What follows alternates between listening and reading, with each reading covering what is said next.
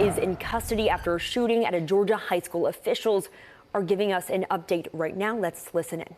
Director of the Georgia Bureau of Investigation, and we wanted to come back this afternoon and present you with a little more of a timeline of the events that have taken place here today and what we know up to this point with the investigation.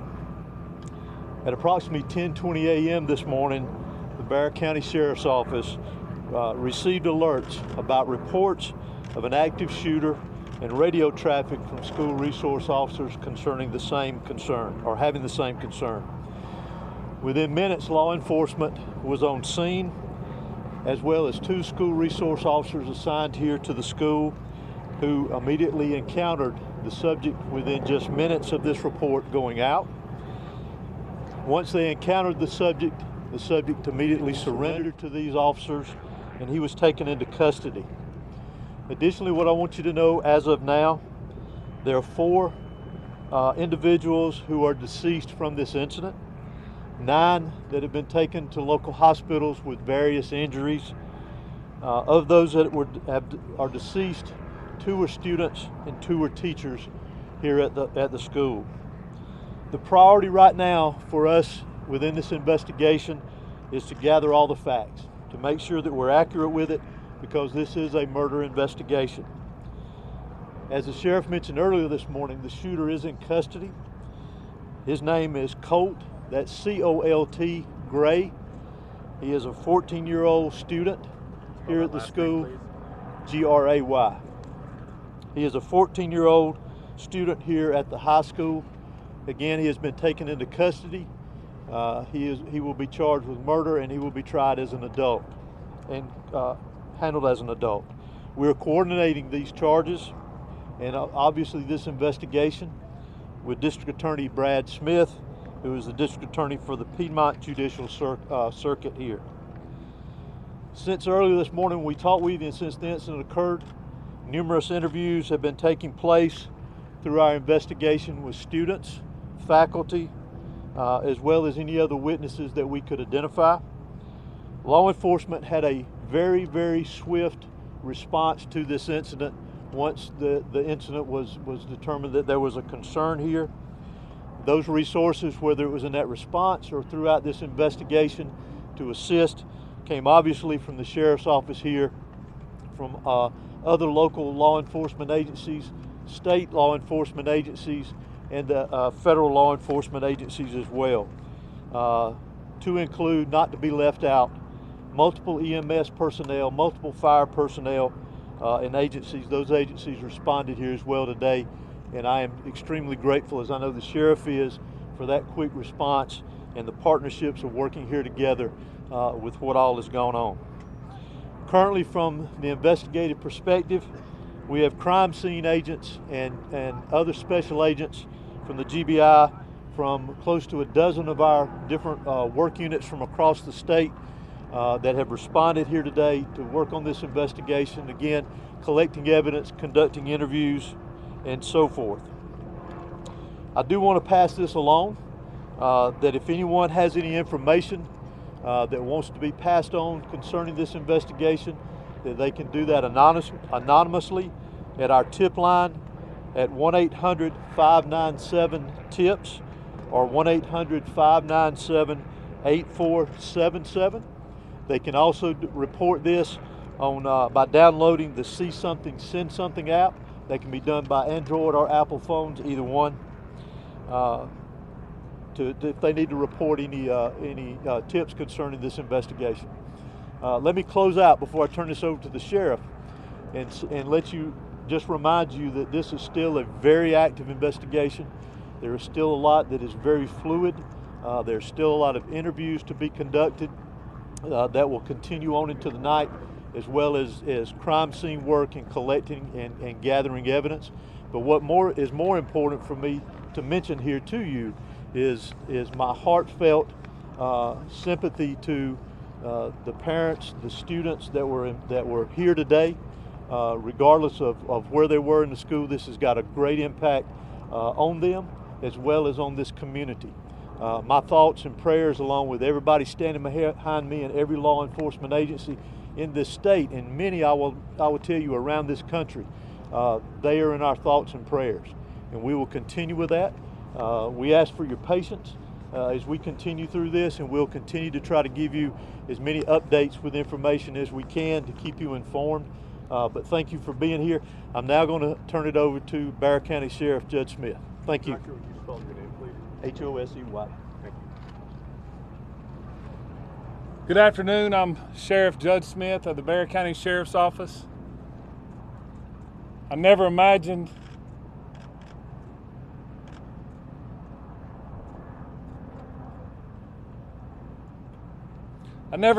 that I would be speaking to the media in my career over something that happened today, the pure evil that happened today.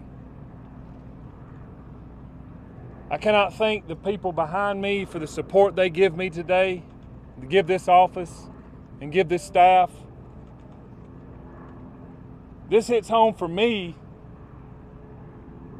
I was born and raised here. I went to school in this school system. My kids go to this school system. I'm proud of this school system. My heart hurts for these kids. My heart hurts for our community. But I want to make it very clear that hate will not prevail in this county. I want that to be very clear and known. Love will prevail over what happened today. I assure you of that. It is very early as to what happened. Governor Kemp reached out to me and has provided me every single resource that he has to make sure justice prevails. I don't know why it happened. I may not ever know. We may not ever know. But I ask that you and our community lift up our schools, lift up our public safety, and that, again, we do not let this hateful event prevail as to what happened today. I want to thank the surrounding agencies and counties and cities and state and federal authorities that have come and provided us, because they prevented a lot of more tragic events from happening. Continue to lift up these families, continue to lift up our students and our kids, and know that love will prevail. At this time, I'm going to ask Dr. LaDuff, our school superintendent, to come and speak on behalf of the school.